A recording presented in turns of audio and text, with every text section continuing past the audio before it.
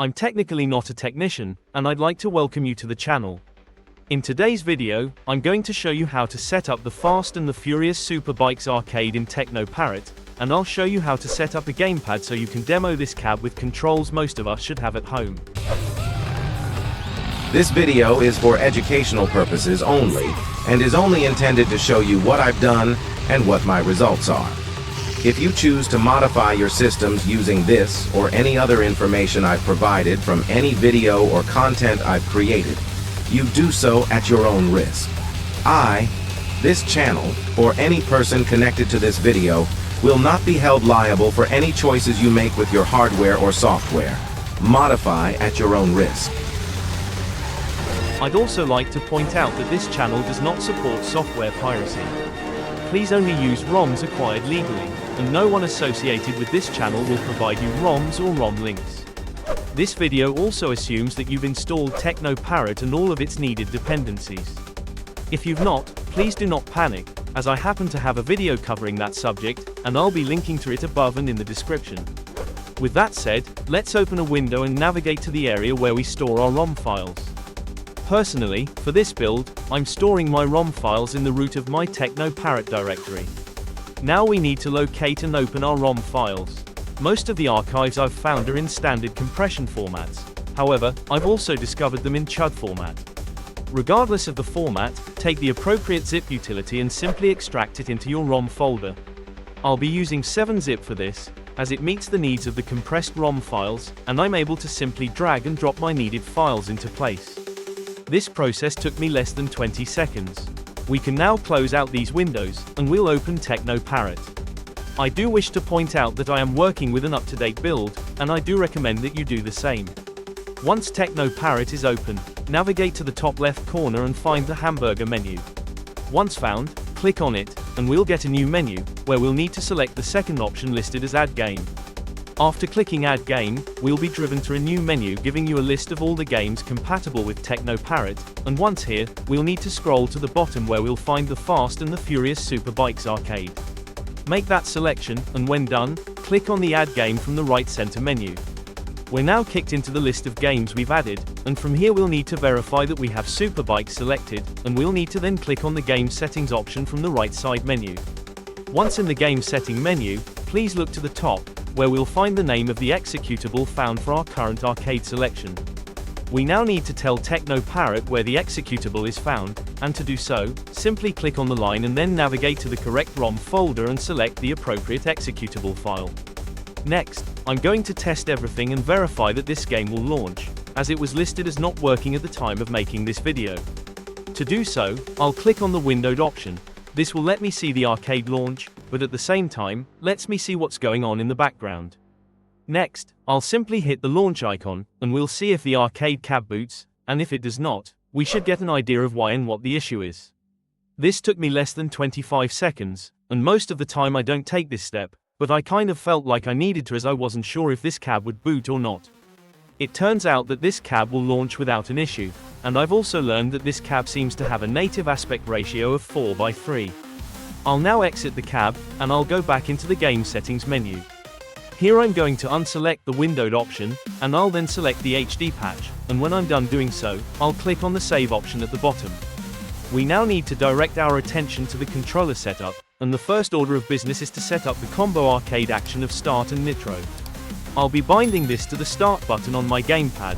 Next we'll bind our Shift Up, the radio, and Change View actions, and I'll bind those to my right shoulder and the A and B buttons on my controller. The next set of action keys are for arcade maintenance, and those are the service, the test, and both the volume keys. Generally, I bind the service and test to the 0 and 9 keys on my keyboard, and the volume keys I bind to the keyboard's plus and minus keys. The last 3 items that need to be bound are the steering wheel, the gas, and the combo action of brake and downshift. I'll be binding my steering wheel to my left stick's X-axis, the gas to my right trigger, and the brake plus the downshifting action will be bound to the left trigger. And now a message from our sponsor. Announcing VertiBird, the new electric-powered copter with rotor blades that actually lift it into flight, and precision controls that make you the VertiBird's pilot. Use your piloting skills to perform even difficult rescues. Hover into position. You've got him! The Vertibird, the copter it takes you to fly. The Vertibird electric copter comes with space capsule, landing pad, lifecraft, and astronaut from Mattel. We now return to our regularly scheduled arcade tutorial. When done with our changes, we simply save them and then launch the cab again and see how it demos. I'm going to skip the boot process as we've seen it, but I do want to point out that when I launched this on my system, it did launch in widescreen with an aspect ratio of 16:9. However, when my recording equipment captured the recording, it had an aspect ratio of 4:3. I've no idea why it did this, but I did take advantage and made a nice bezel for fun. This bezel isn't found in TeknoParrot, nor is it part of the ROM. It is simply something I made and added to the video with editing. I've got to admit, I enjoyed working with this cab. It's a lot of fun, has good energy, and made me feel the wind in the hair I do not have. If you've not demoed this cab, then you should give it a try. What's stopping you? After all, it's free. There is no subscription for this one. I found the maps well thought out, and the maps do have a few secret shortcuts for you to find along the way. I will say that the HD patch isn't much, as the image isn't as crisp as you think it should be, but I have a feeling that's because this is just a 4:3 image stretched out to 16:9. Please do not get me wrong, the game is still very playable, and I think only a discerning eye would notice. The controls are very responsive also. I've not entered the service menu in the arcade to further configure them, and I've got to say they feel spot on. I also love that they had a bunch of bikes to pick from. The selection seemed full, with options to pick from. Another thing I enjoyed about this cab is the upgrades you get to pick from. After a successful race, you get to take your prize money and pick out an upgrade to help your bike win its next race. Some of these upgrades are just for looks, with neon lights and fancy paint jobs. I personally pick the tires, nitro, and engine upgrades first. After I take care of the power, then I worry about looks, but that's just me. You do you, boo. I also enjoyed the jumps. The maps have a ton of them, from small to large. Some are so large that they kind of make you feel more like you're flying than driving, but this is fast and furious. So a little bit of outrageousness is expected, even enjoyed. To my knowledge, this cab wasn't added to the list of games in TeknoParrot long ago. So being this early in its life, I believe this cab will just keep getting better. The cab also seems to encourage you to play after your first race. What I mean is, after your first game, you pick your initials for your high score. Nothing new here. However, after picking your initials, you find out you've now got a custom license plate with your initials on it. Maybe it's just me, but I like seeing my initials in a game.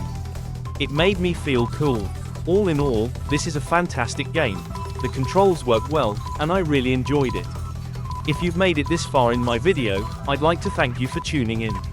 I hope you enjoyed it and found this video informative. If you did, or even if you didn't, please leave me a like and comment on this video, and please share it with a friend. If you've not, please consider subscribing to the channel and hitting that notification bell. All of these are small clicks of the mouse for you, but to this small channel, those small clicks mean the world. Thank you.